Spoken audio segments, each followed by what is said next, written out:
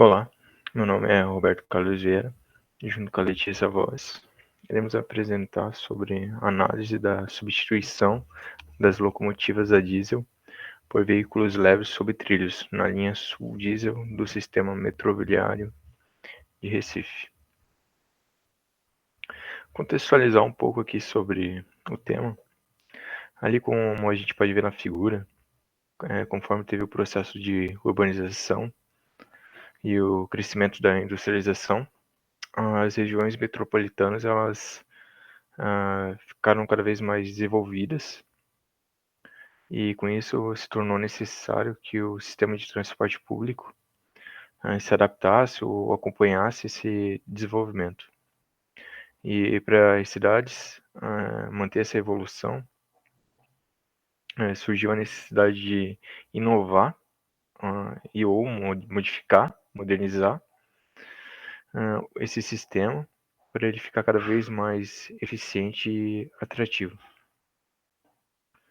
E em busca dessa modernização, ali na figura 2, a Companhia Brasileira de Trens Urbanos, a CBTU, lá em 2007, ela lançou um edital sobre a licitação da aquisição de VLT, né, que é os veículos leves sobre trilhos, para operar ali nessa figura 3 ali, a linha Sul Diesel do metrô Recifense.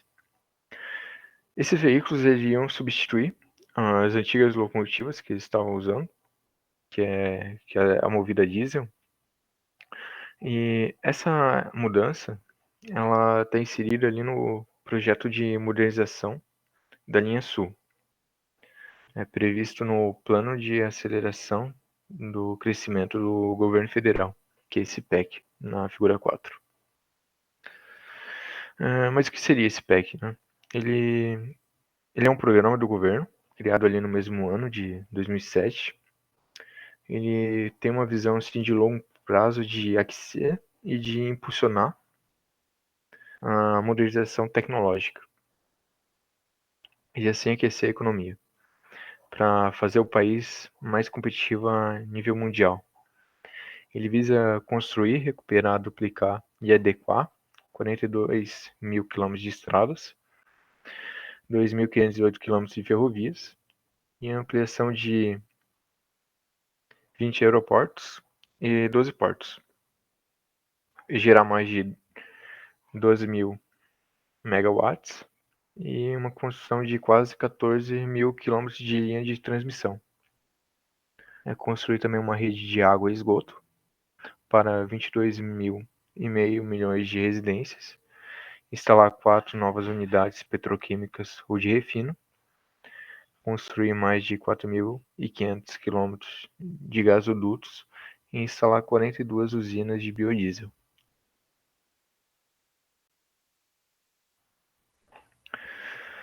Sobre a alteração e adaptação das vias para a circulação dos VLTs, ela se deu numa extensão de quase 18 quilômetros, compreendendo ali as 6 estações, e também foi adquirido um total de 9 veículos, movido ali numa mistura de diesel e biodiesel, com capacidade de até 600 passageiros, tendo ali um investimento inicial em torno de 131 milhões, com uma expectativa de movimentar até 30 mil usuários diariamente.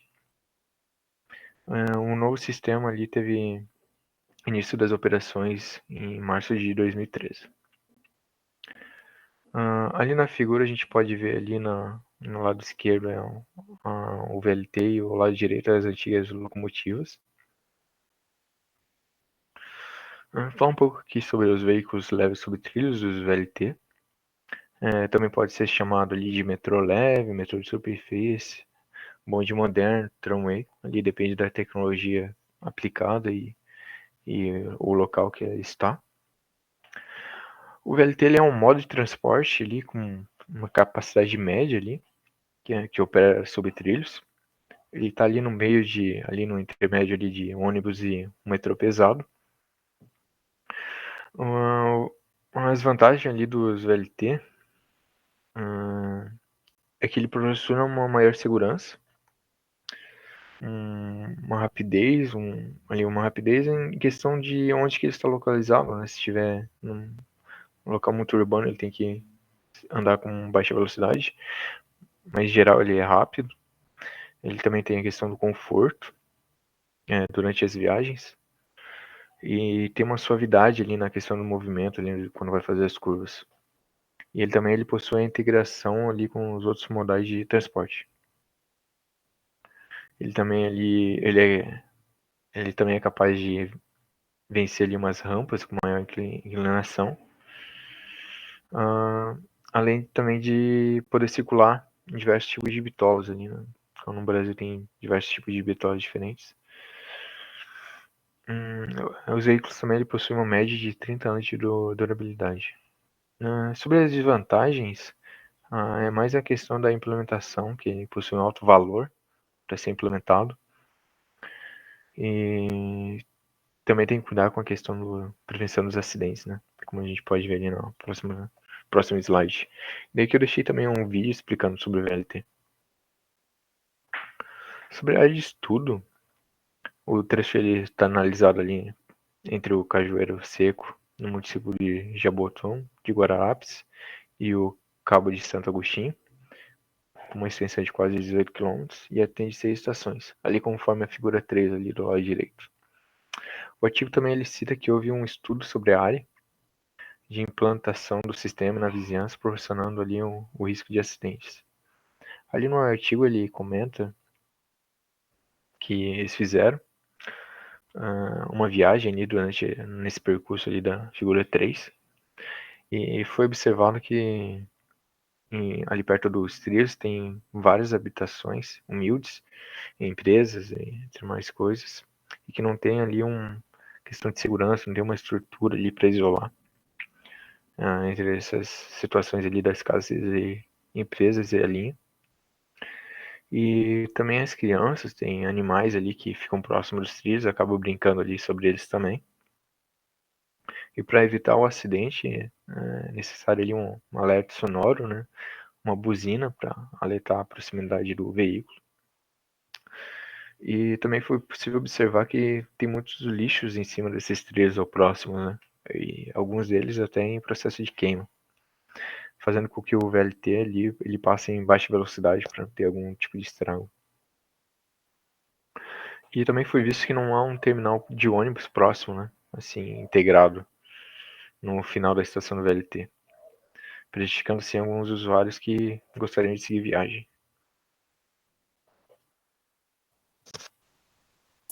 Bom, agora eu vou falar um pouquinho sobre a substituição por veículos leves sobre trilhos. O edital de licitação para o projeto de urbanização da linha Sul foi lançado em 22 de agosto de 2017.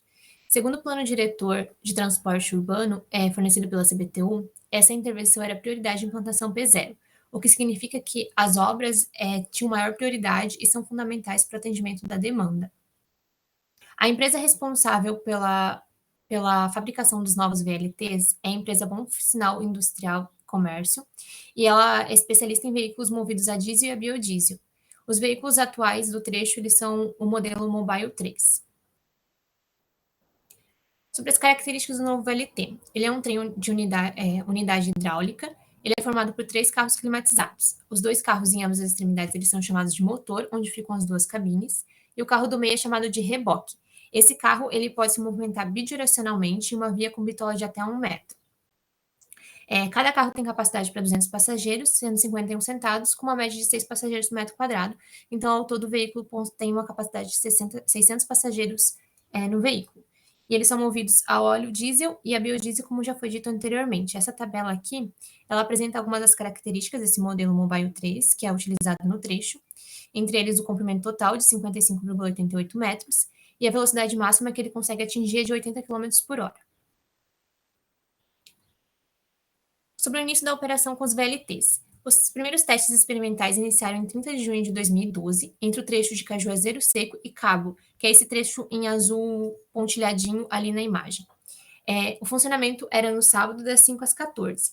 Esse teste experimental ele foi fundamental para a empresa verificar o tempo de viagem que o VLT ia demorar antes de começar a operação comercial, e também verificar como os usuários se adaptavam com esse veículo que iriam substituir os antigos. No dia 13 de março de 2013, que os VLTs iniciaram a operação de fato, para atender cerca de 35 mil passageiros entre Cabo e o terminal de Cajuazeiro Seco. E a viagem, que antes levava em torno de 50 minutos, passou a ser feita em 30 minutos. Sobre o edital. O edital, além da substituição pelo VLT, ele também previa a recuperação da via com a substituição de trilhos e dormentes, a substituição de 2 pontes e a construção de 2 pontes com passarelas para pedestres sobre o rio Pirapama e Jaboatão. Esse ano, em abril de 2021, o Ministério de Desenvolvimento Regional entregou a ponte ferroviária de pedestres no rio Pirapama. Em relação à duplicação total da via permanente, que deveria ser feita na licitação, ela ainda não foi construída até hoje, ela só é dupla até Cajuazeiro Seco e a estação de Pontezinha. Depois ela é singela até Cabo, o que faz com que atrase as viagens, porque o VLT ele precisa esperar na estação de Pontezinha, o outro VLT voltar na linha singela para continuar o seu caminho. Sobre o funcionamento e os problemas na prática. No artigo, os estudantes trouxeram, eles foram até uma estação do Aeroporto Internacional de Recife para ver como funcionava de fato o VLT e quais seriam os seus problemas. Durante o percurso, eles saíram às 10h43 em direção ao Cajuazeiro Seco e chegaram às 10h52, então o trajeto demorou em torno de 9 minutos. Porém, teve um problema na programação horária, pois eles chegaram e o VLT já tinha partido, o que era de 10h47. E o próximo VLT só partiria às 11h50. Isso porque o VLT, ele, né, quando foi feito o artigo, ele funcionava de hora em hora. Atualmente, o VLT tem alguns horários que possuem 2 VLTs na mesma hora ali, na mesmo período de hora, porém é muito raro ainda. Então, isso faz com que ocasione uma superlotação, porque os passageiros vão se agregando ali na estação e acabam não conseguindo partir, porque tem que ficar esperando o VLT conseguir voltar. Comparação entre os sistemas. Em relação ao sistema antigo e do VLT, quando 2013, quando teve a implantação do VLT, a demanda teve uma leve aumentada, muito sutil, e depois ela teve a demanda reduziu. Mas a gente não pode dizer se foi em relação realmente à aplicação do VLT ou não. Claro que o VLT ele tem uma capacidade menor, porque ele só possui 3 carros, enquanto os outros veículos possuíam 4, então a capacidade dele diminuiu. O objetivo, quando foi implantado, era conseguir colocar mais veículos dentro da linha. Porém, como a via ainda está singela num trecho, acaba que dificulta a utilização de mais veículos, porque eles acabam tendo que esperar o outro passar, né? Então, isso dificulta essa demanda. Em relação ao usuário, ele teve benefícios com a baixa tarifa, do valor de R$ 1,60. Atualmente, essa tarifa já está em R$ 4,25, então já teve um grande aumento. Porém, ela ainda é bem menor do que a tarifa de ônibus, que custa em torno de R$ 7,00. Os carros climatizados e o silêncio, né, que gera muito mais conforto para o usuário. Em relação à diminuição do tempo de viagem, que foi de 1 hora para 40 a 30 minutos. Então, acabou que diminuiu bastante. Eu trouxe aqui um caso do VLT de João Pessoa, que é apresentado pelo Juan Luna, de 2018. Ele funciona de forma similar como o de Recife, onde foi substituído as antigas locomotivas pelo VLT. A malha ferroviária se origina, de ferroviária de João Pessoa, ela se origina a partir do transporte de carga. Então, ela é utilizada antigamente para o transporte de carga e agora passou a ser pelo passageiro. Porém, acaba que essa linha ela não é muito boa para ser utilizada como passageiro, que eu vou mostrar mais para frente, porque ela não está bem localizada.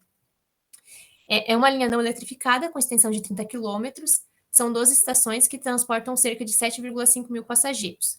O VLT de João Pessoa ele atua entre João Pessoa e Santa Rita, que é ali a parte de baixo do mapa. Sobre as características do VLT. O modelo do VLT ele é o mesmo de Recife, o Model 3. Ele foi implantado em 2015 com o objetivo de modernizar o sistema ferroviário e substituir as antigas locomotivas. Possui 5 VLTs em uso, que atende a população de segunda a sábado. Aqui tem uma média de passageiros transportados por dia, que é apresentado no artigo, onde mostra que teve. O objetivo da CBTU é que a demanda tivesse esse aumento ali em laranja, porém ela não alcançou esse aumento, né? Então não teve um aumento significativo quando foi implantado o VLT lá em 2015. Eles esperavam que tivesse um aumento maior na demanda do que foi feito na prática. Sobre os problemas do VLT que eu mencionei anteriormente. O problema é a localização da linha. O seu traçado ele era antigamente, né, feito para o escoamento de carga para o porto de Cabedelo. Então, eles fizeram agora para ser o transporte de passageiros, mas a cidade ela cresceu em direção ao litoral.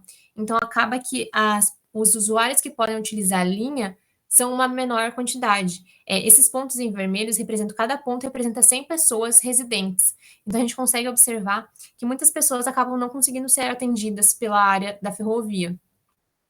Então, o sistema ele é muito limitado a essa região. Em comparação com o sistema de Recife, que fica dentro da cidade, né, da mancha urbana, esse tangencia a mancha urbana da cidade, então acaba sendo difícil a integração e também a utilização do módulo. E ainda essa área em que ele está é uma área que é mais pobre, assim, uma população mais pobre, então acaba dificultando também o uso da ferrovia. O autor ele trouxe uma pesquisa que ele fez com 81 passageiros sobre alguns parâmetros do VLT. Eu trouxe 3 aqui para apresentar com relação ao modo como o usuário chega até a estação. A grande maioria, 80%, respondeu que chega a pé, justamente por ser pela região onde ele é localizado, né? Então, não compensa o usuário utilizar um outro meio de transporte para conseguir chegar até a estação, porque acaba que fica muito mais caro do que utilizar outro meio, porque como a ferrovia não chega em grande parte da cidade, acaba sendo muito dificultoso. Com relação à distância até chegar à estação, 61% das pessoas que responderam à pesquisa disse que andam mais que 1 quilômetro para conseguir chegar à estação. Então, é uma distância bem grande, que demora de 30 a 40 minutos. Então, a pessoa, para conseguir utilizar o transporte, muitas vezes tem que gastar um tempo muito maior do que a viagem que vai demorar, né? A viagem demora muito menos do que o tempo do percurso até a estação. Em relação ao tempo de viagem, 67% disse que ele é bom, né? Muito menor do que utilizar outro meio de transporte, como o ônibus.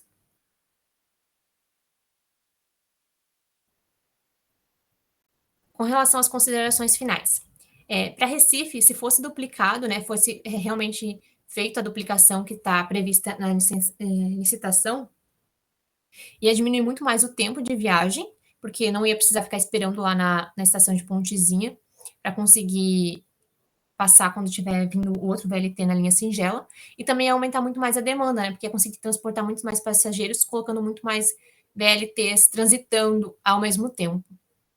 E com relação a João Pessoa, a localização da linha dificulta muito a utilização pelos passageiros, e também é muito difícil conseguir aumentar a demanda, porque os passageiros das regiões mais afastadas muito dificilmente vão utilizar aquela ferrovia para ser utilizada como seu deslocamento diário.